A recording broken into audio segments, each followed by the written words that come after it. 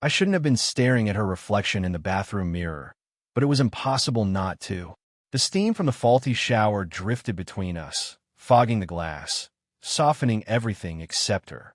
She stood just inside the doorway, arms folded loosely, watching me crouch down with tools scattered across the tile. 40-something, but it didn't show in the way she held herself, spine straight, chin slightly tilted like she was used to commanding a room without saying much. I was just there to fix the leak. That was all. Yet every time her voice curved around another small question. Do you need a towel? Should I hold the light?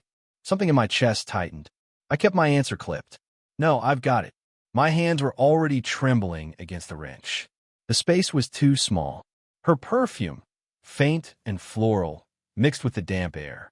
When she stepped closer to peek at what I was doing, her sleeve brushed the back of my arm. A small touch, accidental, but I froze like it mattered. She didn't move away right away either. Looks complicated, she murmured. It's not, I said, though it was. My voice came out low, steady, but my pulse betrayed me.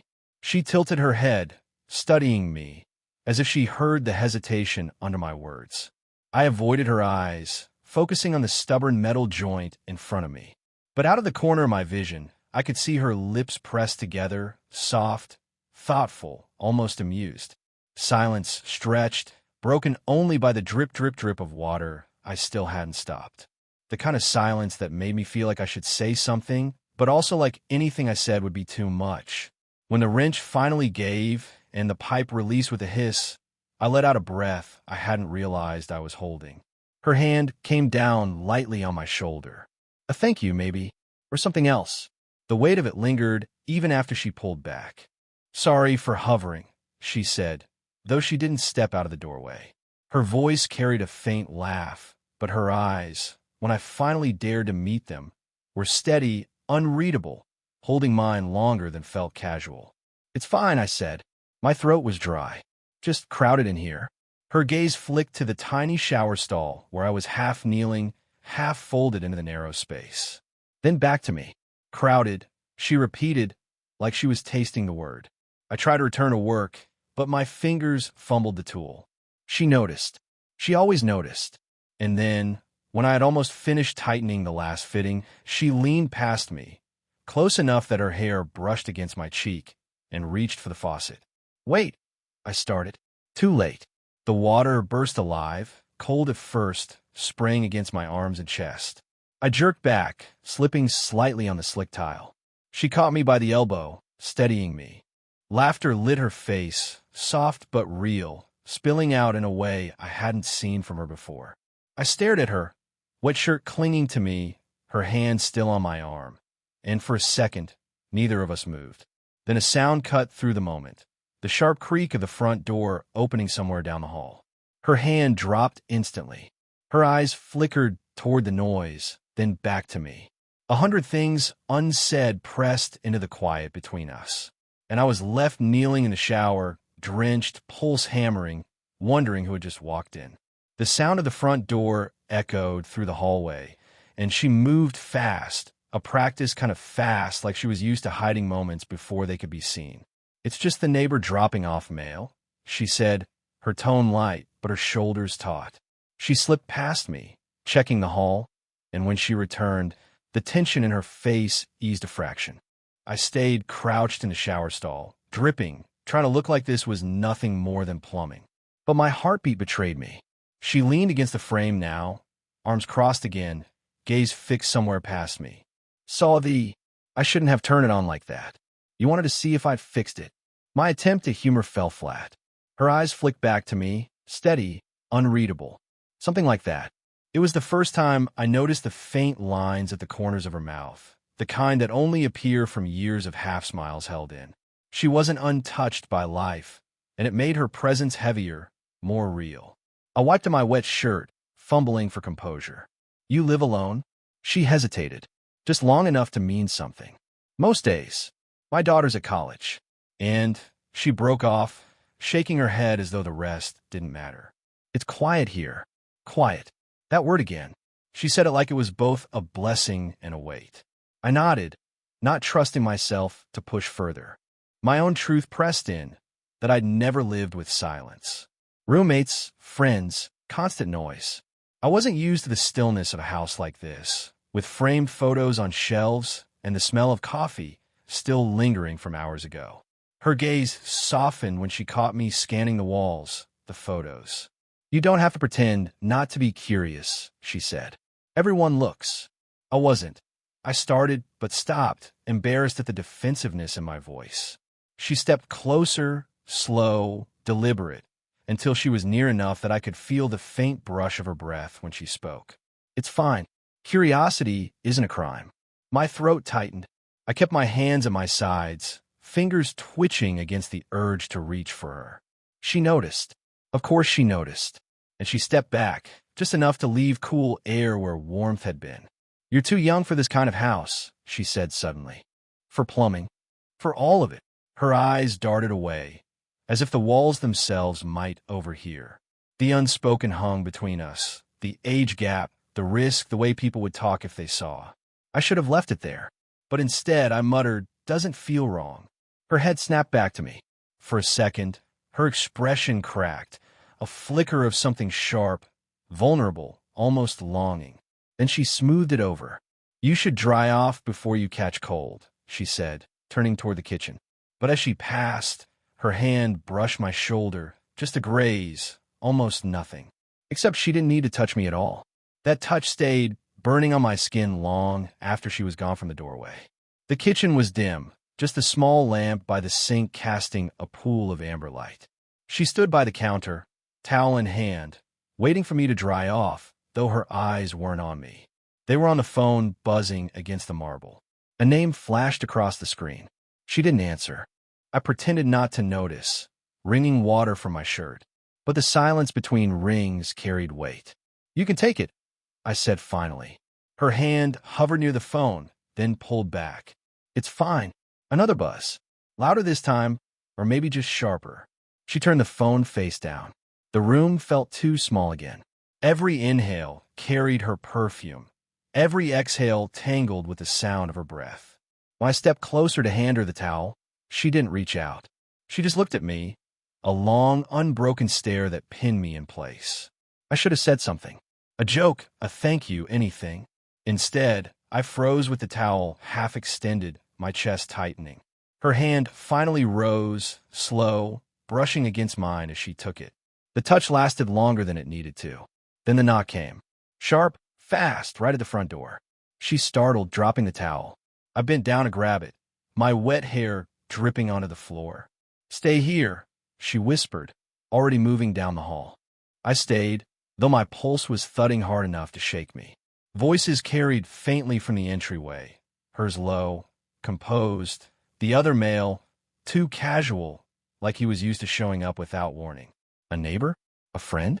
Something heavier knotted in my gut at how long she kept the door half open. When she came back, she avoided my eyes. "Wrong house," she said too quickly. I didn't believe it, but I didn't push. She bent to pick up the towel from where it had fallen.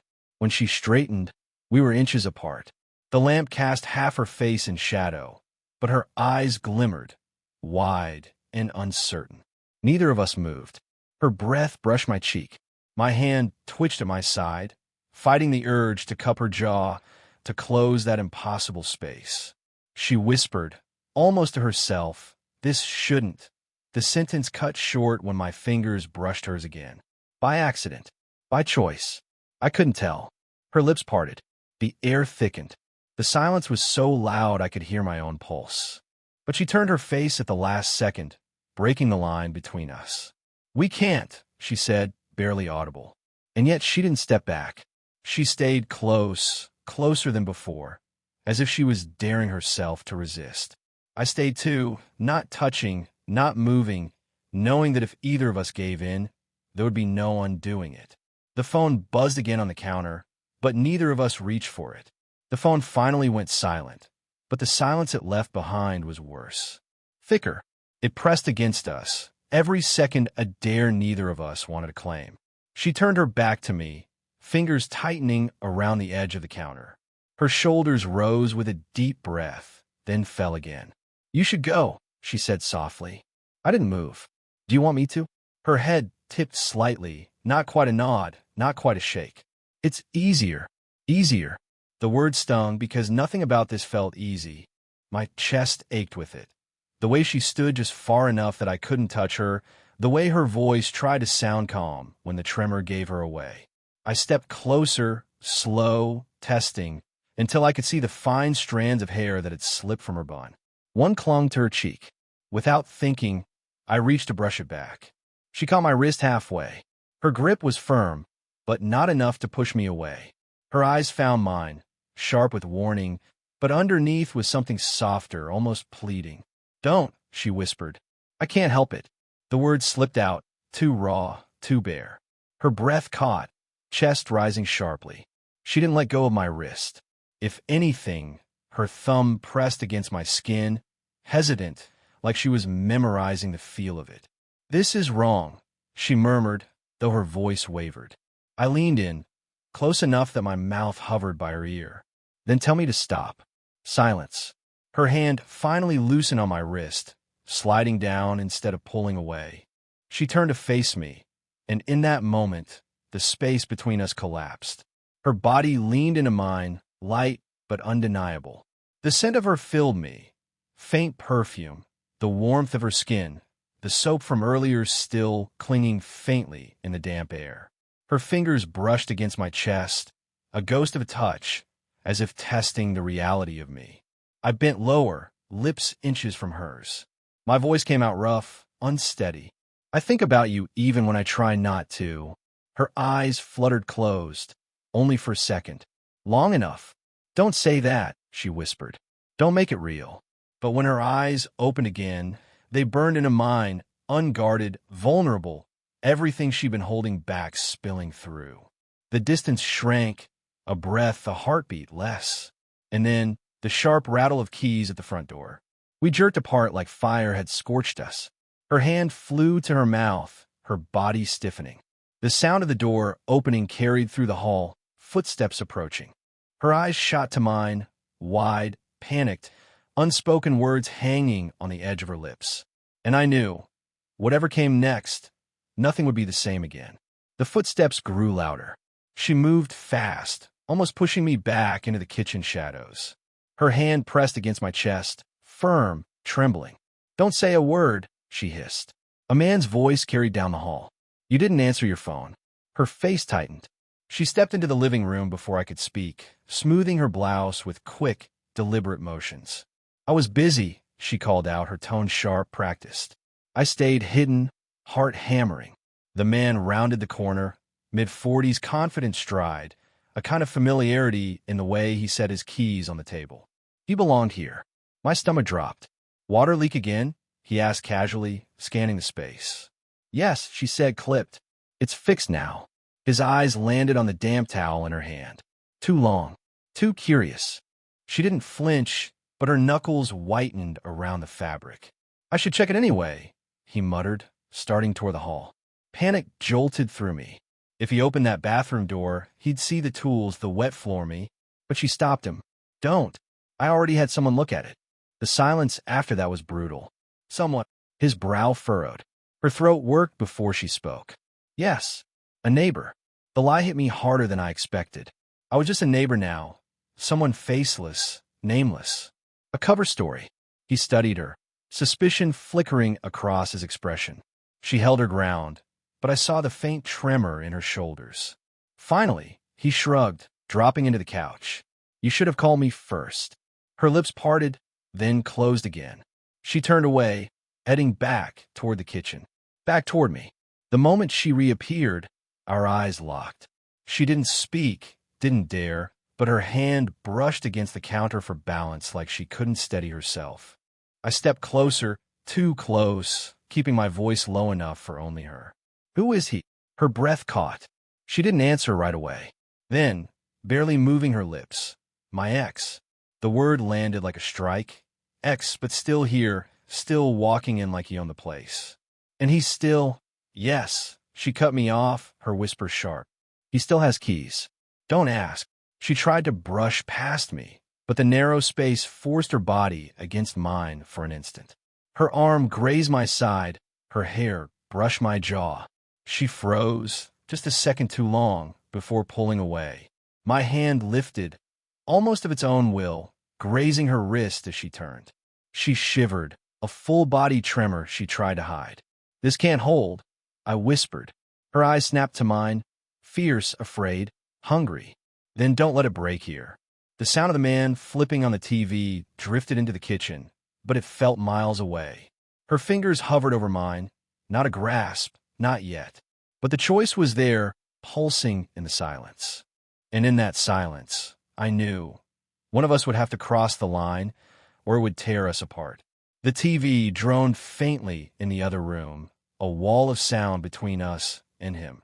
Her ex, the ghost of everything she tried to keep contained. But in the kitchen, the silence between us was louder. She was so close I could see the faint pulse at her throat, the way her chest rose unevenly as if breathing had become work.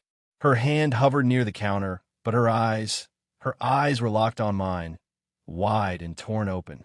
"This is madness," she whispered. "Then stop me."